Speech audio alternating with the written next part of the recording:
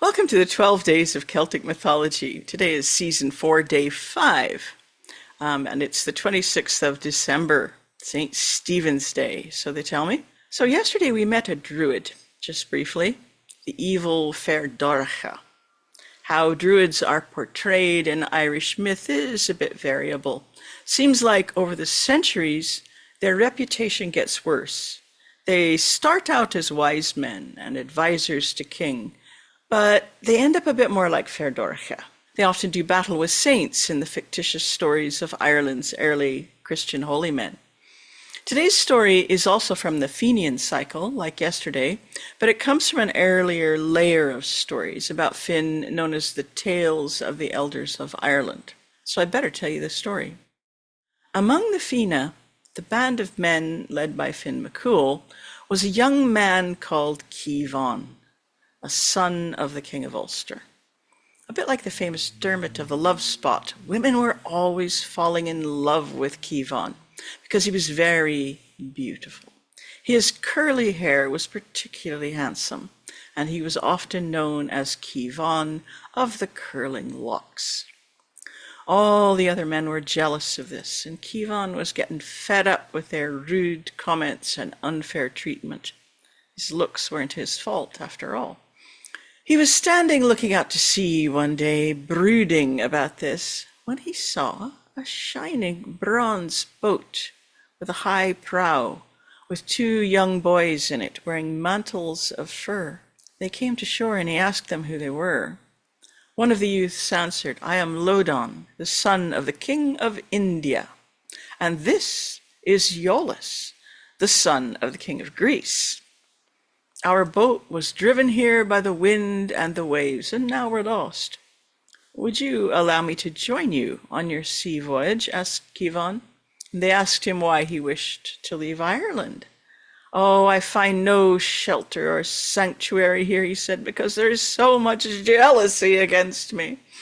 So Kevon and the two princes made a pact of friendship, and they hoisted their sail, and soon they were among mountainous waves, and they found the boat surrounded by beautiful speckled salmon.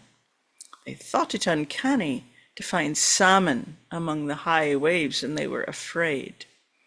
"The waves are a difficult foe to fight," said Kevon. "I fear we shall all die." While they were in this peril, suddenly they saw a warrior coming toward them, riding a shining black horse with its bridle richly decorated with gold. He disappeared under the sea for 9 waves, and on the 10th he broke the surface with his clothing dry. "What reward would you give me to save you from your distress?" asked the rider. "What reward do you seek?" they replied. "Only the promise of your friendship for the one who saves you," replied Manannán, for of course this was Manannán mac Lir. They agreed, and Manannán lifted the 3 men up onto his horse, and their boat magically followed after them until they reached Chirchangira, the land of promise. Manannán took them to the Lake of Brightness, where he had his castle, and there they were given hospitality and entertained. Drink was brought in goblets and horns. Young boys of warlike beauty played exquisite music, and these were followed by skinny, bald, beak-nosed satirists. Feats were done then in the house of Manannán, and this is the feat they performed. Each man carried 9 pointed rods in his hand, and while standing on one leg, he would throw them up with one hand, and then he'd catch them after they came down from the ridgepole of the house, and he'd catch all 9 in one hand.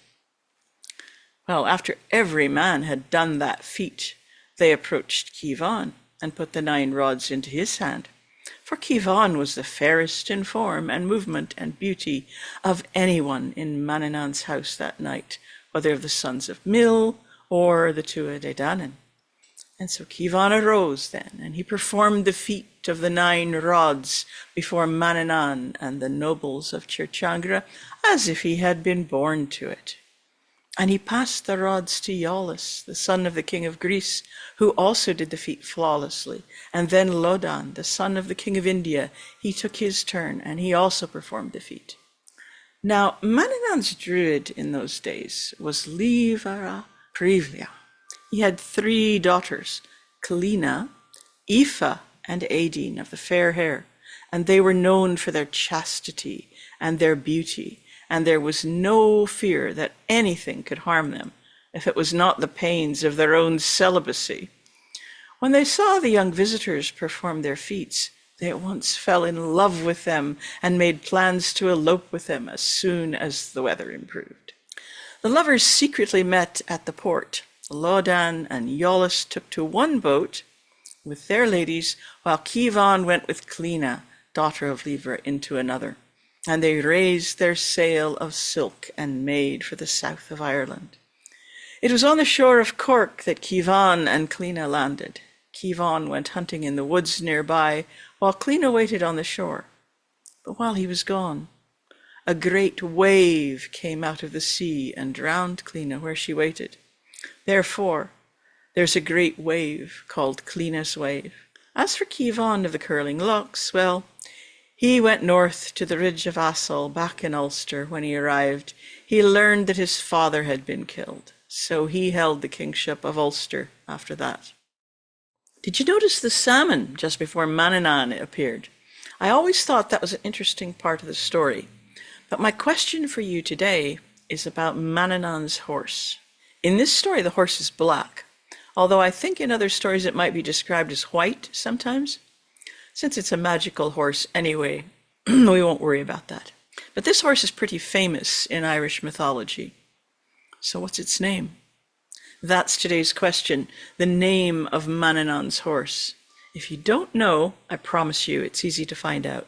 If you study Celtic mythology and folklore, you'll never run out of new things. Clina, the girl who was drowned in our story, appears in another story in which she's very much alive, but she identifies herself as the Clina the wave is named after. Being a woman of the other world, of course, she's immortal.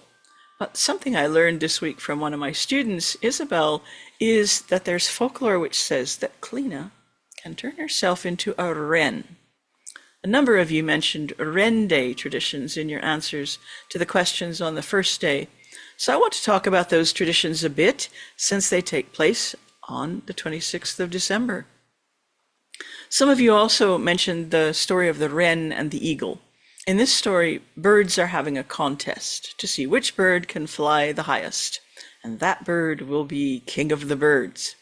Various birds try and are just unable to outfly the eagle. Just when the eagle has clearly won, it looks up to see the wren flying above it, and it's now too tired to fly any higher. So it turns out that the tiny wren rode on the eagle's back until the eagle got as high as it could go, and then it jumped off and flew a little higher. Now, in some versions of this story, there's an argument then among the birds as to whether the wren has cheated, but it's ultimately decided that the wren is the smartest, so it gets to take the title of king. It's a nice story. Several places I looked in my research said that this story was known to Aristotle or Pliny, classical Greek authors from over 2,000 years ago. However, when I tried to follow this up, I didn't find anything. Maybe that's folklore. So you'll remember our friend the wren. It's a tiny bird. It's only about 3-4 inches long, a bit smaller, 8 or 9 centimeters. This wee bird is even smaller, more like 3.5 inches. It's called a gold crest. I think you can see why. It has a little gold crest on its head. It used to be called a gold-crested wren until scientists decided it's not a wren, but it certainly looks a lot like a wren. And look what it can do. So I've been giving you all a lot of stick about not knowing your animals, but a lot of people thought the gold crest was just a wren for a very long time. And it's quite possible that the whole king of birds thing started with this bird, with its golden crown. There are a lot of theories about where this idea originates, and that's just the nature of folklore. I read an entire scholarly book on the wren hunting tradition, and I still don't have the answers. The author didn't really have the answers. All she did was float a bunch of theories and listed a bunch of traditions. The book on the right is a novel about wren hunting traditions in Ireland. It's set in the 1950s, and a bunch of men are getting things organized to do a wren hunt. This time it's a novel, of course. The thing is that, like a lot of these traditions, it used to be mostly about dressing up, dancing around, singing a song, and going from house to house, or performing in the street to collect money. In the case of the wren hunt, that money was often used to throw a party with dancing, and the money paid for food and drink. And that's what happens in the Bowran makers. But they have an arch enemy in the village priest, who's doing everything in his power to stop them going ahead with their ungodly activities. In Ireland and the Isle of Man, and in the past also in Britain, the 26th of December was the day for hunting the wren. In the south of Ireland especially, Wren Day's become quite a big thing with parades and traditional straw costumes, sometimes a hobby horse. But in the past, it was much less officially organized. It was just men, or more often boys, who beat the hedges with sticks until they found a wren to chase and kill. The wren would then be placed in a nice wreath or basket. They would put on costumes and go around singing a traditional song about the wren and asking for money to pay for its burial. Some of the songs are really good.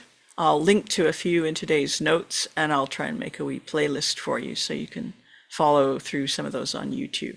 This tradition is also really strong in the Isle of Man, a place strongly associated with Manannán mac Lir, who is in our story today, although I don't think this tradition has anything to do with Manannán. I've never heard so. The Manx people don't wear costumes anymore for this, but they do have dancing in the streets and on the beaches and singing their traditional wren songs and making beautiful bowers for the wren. Nobody's killing wrens anymore, though, in these traditions. People nowadays use a pretend one or sometimes a taxidermied wren, so the wrens are okay. You can all breathe easy. Some people think that the killing of the wrens, which was sometimes done by throwing stones, has something to do with St. Stephen. So the 26th of December is also St. Stephen's Day. It's even mentioned in some of the wren songs. And he was martyred by being stoned to death. However, lots of times the wren is just killed with sticks, or was. Other people think it's got something to do with Druids, maybe stoning Druids to death. And that's because the word for wren in Celtic languages is similar and probably related to the word for druid. In fact, in Welsh, there is an identical word for both things, although it's not the everyday word anymore. But again, there are a lot of theories about this, and none of them are certain. I thought about trying to put together some kind of definitive talk about wren hunting traditions, hunting the wren, the king of the birds, and the name, the king of the birds, but it would have been a bit of a lie. That's the truth. It would have been a lie. Sometimes folklore is like that. It's better to just enjoy it. I'll see you tomorrow. If you'd like to delve a little deeper into the topics in my videos, you might enjoy taking one of my online classes. There's almost always something on offer. Some classes have tiered pay-what-you-can pricing, and there are usually a few scholarships available for the more expensive classes. To get notifications about classes and about scholarships when they're announced, you can go to my website and subscribe to my newsletter, or follow me on my Patreon page.